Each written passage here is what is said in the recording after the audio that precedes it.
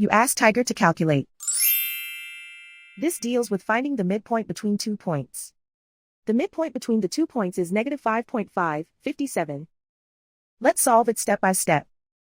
Plot the 2 points and calculate the midpoint using the formula. The coordinates of point 1 are x1 equals 84, y1 equals 35.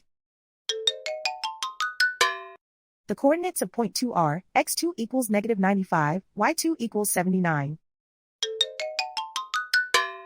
PM represents the midpoint of the 2 points.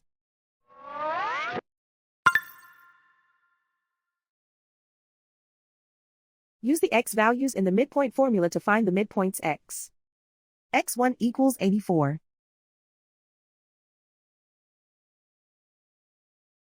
x2 equals -95. Simplify the arithmetic.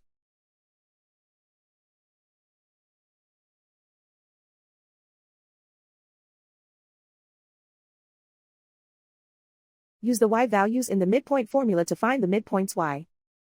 y1 equals 35.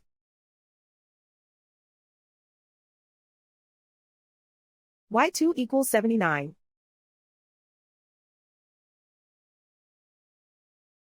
Simplify the arithmetic.